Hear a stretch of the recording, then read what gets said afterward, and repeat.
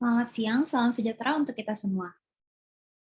Yang terhormat, Ibu Licesari, selaku dosen dari Fakultas Pariwisata Universitas Pelita Harapan, serta ketua dalam acara kegiatan pengabdian kepada masyarakat yang akan diadakan secara online dengan judul Pelatihan dan Pengenalan Produk Roti untuk Pemula, serta para hadirin yang berkumpulan PKK Perumahan Taman Cibodas.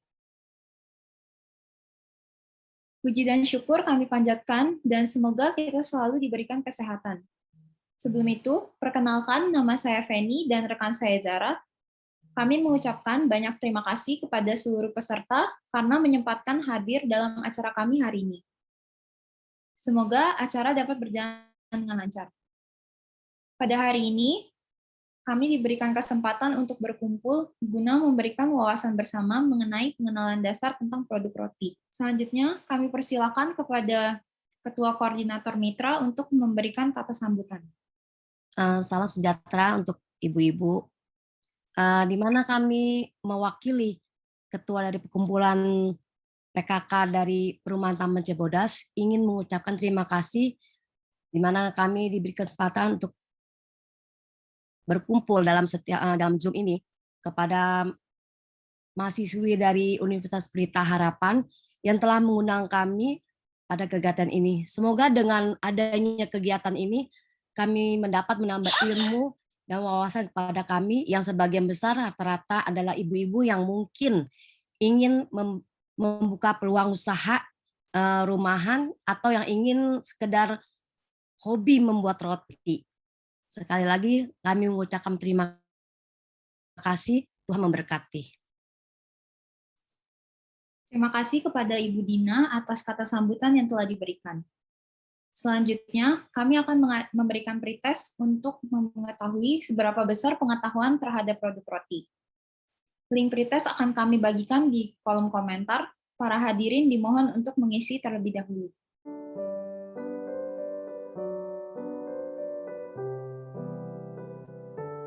Selanjutnya, kami akan memasuki sesi penyampaian materi.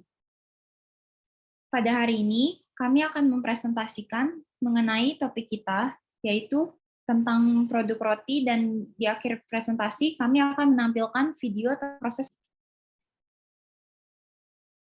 pendahuluan. Roti merupakan salah satu produk makanan dalam industri kuliner yang sudah dikenal luas oleh masyarakat, dan perkembangan industri pada usaha roti juga sudah berkembang pesat, baik dalam skala rumah tangga maupun industri menengah. Selain praktis sebagai makanan untuk sarapan dan cemilan, roti juga memiliki banyak kandungan yang bermanfaat untuk tubuh. Perkembangan roti di Indonesia berawal dari Belanda memasuki wilayah Indonesia. Namun, awal mula roti berasal dari Mesir dan Mesopotamia yang kemudian meluas dan berkembang di daratan Eropa. Pada dasarnya, mutu roti yang sangat berpengaruh ditentukan oleh yang pertama itu ada mutu adonan. Mutu adonan dalam pembuatan roti sangat terpengaruh terhadap kandungan gluten. Gluten akan menentukan mutu adonan, volume pengembangan adonan, dan sangat menentukan penampilan roti yang dihasilkan, khususnya dalam pembentukan struktur crumbs. Dan yang kedua ini, mutu roti. Jadi mutu roti yang baik itu meliputi volume roti yang besar, bentuk yang simetris, warna kerak yang kekuningan, coklat kekuningan, tekstur kerak yang tipis dan kering, serta sifat roti yang meliputi pori-pori dan tekstur. Jadi, pori-pori pada roti yang baik itu pori-pori dengan sel yang halus, bentuk yang sama rata, sedangkan tekstur yang baik itu yang lembut dan elastis. Selanjutnya akan dilanjutkan oleh rekan saya, Zara. Di sini saya akan menjelaskan salah satu dari jenis roti, yaitu sweetbread. Nah, pada dasarnya, bahan utama yang digunakan dalam pembuatan sweetbread ini hampir sama seperti bahan pembuatan roti jenis lainnya. Nah, sementara sweetbread ini merupakan roti yang sangat umum yang sering dikonsumsi oleh masyarakat. Di sini ada tepung terigu, ada yeast atau ragi, garam, dan air, dan tambahan bahan lainnya ada gula, mentega, telur, dan susu. Nah, berikut akan saya jelaskan masing-masing dari manfaat pada bahan utama roti ini. Berikutnya ada tahap dalam pembuatan roti manis atau sweetbread. Nah, selanjutnya yang ke-8 ada pembentukan. Nah, penilaian terhadap kualitas roti sweetbread ini yaitu pada tekstur yang dimiliki pada roti. Nah, maka keempukan pada tekstur merupakan faktor dari kualitas yang dicari dalam pembuatan sweetbread tersebut. Berikut akan kami tayangkan video tutorial pembuatan roti sweetbread. Halo semuanya, saya Feni dan rekan saya Zara. Hari ini kami akan menampilkan sebuah resep dari produk roti yaitu sweetbread. Selamat menyaksikan. Pertama, siapkan alat dan bahan yang diperlukan. Lalu timbang bahan yang akan kita gunakan. Bahan-bahan yang akan kita gunakan adalah tepung protein tinggi, gula, ragi, susu bubuk, kuning telur, improver, butter, garam, dan air dingin. Masukkan tepung, susu bubuk, gula, improver, lalu aduk hingga tercampur dengan kecepatan rendah. Setelah tercampur, masukkan kuning telur. Kemudian masukkan ragi, lalu aduk kembali.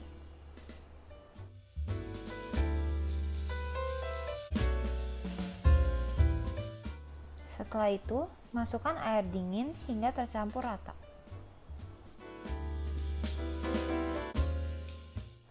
Setelah tercampur rata menjadi adonan, masukkan butter dan garam.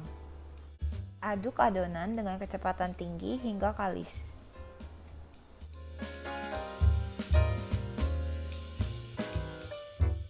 Adonan bisa dibilang kalis jika adonan bisa dilebarkan tanpa sobek.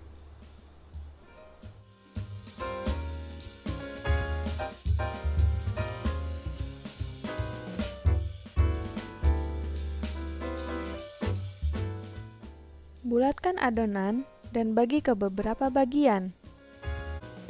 Bagi dan timbang adonan sesuai selera. Pada video kami menggunakan berat 25 gram. Adonan yang sudah ditimbang kemudian dibulat-bulatkan.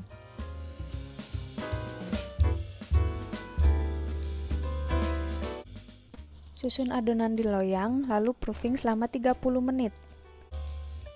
Setelah mengembang, adonan bisa dikreasikan sesuai selera. Masukkan ke oven dengan suhu 180 derajat Celcius selama 12 menit sampai berwarna kecoklatan. Setelah selesai, angkat dan roti siap untuk disajikan. Nah, tadi merupakan proses pembuatan produk roti sweetbread. Jangan lupa dicoba di rumah ya. Semoga bermanfaat. Terima kasih. Dadah. Sekian penyampaian materi tentang produk roti. Apakah ada pertanyaan? Kan tadi ada 3 ragi. Biasa saya pakai ragi Pemipan, itu jenis ragi apa ya? Nanya kalau ini apa, kalau bikin roti kan biasanya, kalau ibu-ibu kan suka dikira-kira ya, bisa nggak kalau misalnya bikin roti, kalau biasa masak apa aja kan bisa dikira-kira perhitungannya, nggak usah pakai timbangan gitu. Itu aja pertanyaannya, makasih. Izin bertanya ya. Yang ingin saya tanyakan itu mengenai tepung terigu. Biasa saya kalau bikin roti pakai tepungnya yang protein sedang ya. Tadi kan dari penjelasannya yang bagus memang tepung terigunya yang protein tinggi ya. Itu apa pengaruhnya cuma pada tingkat pengembangan roti saja atau pengaruh ke kadar karbohidratnya? Saya soalnya agak kurang ngerti juga gitu. Biasa saya pakai yang protein sedang aja udah bagus gitu kan. Memang kalau saran kan dari tepungnya sendiri biasanya harus yang protein tinggi. Maksud saya tadi dari penjelasannya kan pengaruhnya cuma di tingkat untuk pengembangan roti ya gitu loh. Apa ada pengaruh dari sisi karbohidrat atau dari sisi yang lain gitu. Terima kasih. Jadi yang pertama saya akan menjawab pertanyaan Ibu Mimi yang menanyakan Fermipan masuknya ke jenis ragi apa. Kalau Fermipan itu masuknya ke jenis ragi instan. Jadi kenapa kita sering banget pakai ragi instan? Soalnya seperti yang kita jelaskan tadi, ragi ini tuh nggak perlu diaktifin lagi, jadi lebih mudah karena bisa langsung dicampur dengan adonan tepung. Dan untuk pertanyaan selanjutnya akan dijawab partner saya. Ya, baik. Selanjutnya untuk pertanyaan dari Bu Mia Khairunisa itu ada, apakah kalau misalnya timbangannya itu di rata-rata itu akan berpengaruh? Ya, ini yang membedakan kalau kita masak roti atau masak-masak biasa itu, kalau misalnya masak biasa mungkin kita masih bisa perkirakan ya kalau misalnya keasinan atau kurang asin atau bagaimana. Nah, sementara kalau kita bikin roti ini kalau misalnya takarannya salah atau kurang atau bagaimana diperkirakan itu akan berpengaruh ke dalam hasil akhir pada roti tersebut. Makanya itu yang bisa biasanya kenapa roti itu nggak ngembang, kenapa roti itu bisa bantet atau bagaimana. Nah, itu disebabkan karena mungkin salah pada takarannya. Dan mungkin saya tambahin sedikit ya untuk Ibu Mia. Nah, kalau takarannya dikira-kira, sebenarnya kan roti, kalau kita ngomongin lebih dalam lagi, roti itu ada sejenis yang namanya baker's percentage. Jadi dia sebenarnya persen airnya, tepungnya, terus ragi untuk dia mengembang dan sebagainya. Jadi kalau ragi yang kebanyakan, terus dia mengembang, malah ngembangnya kebesaran, itu malah nanti hasilnya malah jadi kempes, nggak ngembang bagus gitu. Walaupun pada saat fermentasi dia ngembang besar gitu kan, karena raginya banyak. Nah itulah kenapa semuanya itu masih ditimbang, karena di resep itu udah dihitung nih tepung segini dengan protein, tadi kan kita bilang protein tinggi, tepung protein tinggi. Biasanya sih kalau yang di pasaran yang itu tepung cakra gitu ya. Nah, jadi dengan jumlah protein dia yang segini, glutennya nanti jadi segini, airnya masih segini banyak, raginya masih segini banyak. Nah, itu udah yang bikin resep itu udah ditakar gitu semuanya. Nah, kalau kita kira-kira ya nggak bisa gitu. Mungkin orang yang udah biasa bikin roti bisa nih pas rotinya lagi diulen gitu kan, lagi di mixer, kok kayak kurang tepung ya, tambahin dikit. Nah, itu sebenarnya terjadi kayak gitu juga karena pas nimbangnya tuh nggak pas atau pakai gelas takarnya miring atau apa. Nah, biasa kayak gitu.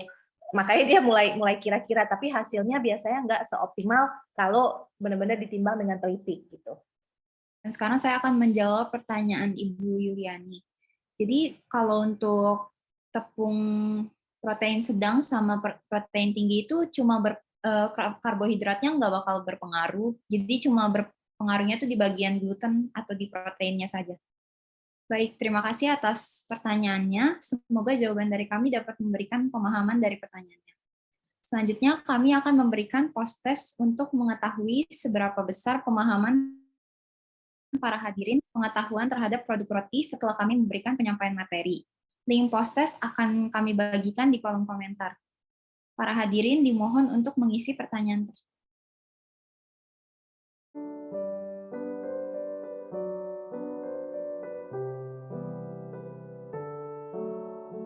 Jadi selanjutnya kami persilakan kepada Ibu Lice selaku dosen serta ketua tim dalam kegiatan untuk memberikan kata penutup.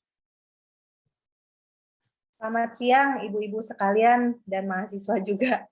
Terima kasih untuk waktunya, udah bersedia ngikutin PKM yang diadakan oleh anak-anak Feni dan Faza. Mungkin masih banyak kekurangan atau apa gitu, tapi saya harap dari penjelasan yang diberikan dari video, nanti video juga bisa di-share ya sama Feni sama Faza. Nah, nanti dari video, dari penjelasan diberikan mungkin bisa menambah pengetahuan gimana sih sebenarnya roti. Sebenarnya roti itu sebenarnya singkat sih, perlu kesabaran aja kalau saya bilang. Karena kadang kita bikin roti nggak sabar nih, nungguin fermentasinya kan lama, kadang kita sambil ngapain, kita tinggal balik, belum ngembang dan sebagainya. Nah, itu yang biasanya bikin lebih banyak kendala gitu dibikin roti. Jadi memang emang perlu sabar, ditungguin sampai mengembang 2 kali lipat. Kenapa prosesnya mesti diikutin banget dari step 1 sampai yang udah dijelasin semuanya, sampai dipanggang, sampai jadi. Penyimpanan pun kalau roti tadi mungkin belum sempat, tapi kalau misalnya ada yang rencana mau jualan atau yang bikin roti untuk keluarga, tapi nggak mau setiap hari bikin gitu ya.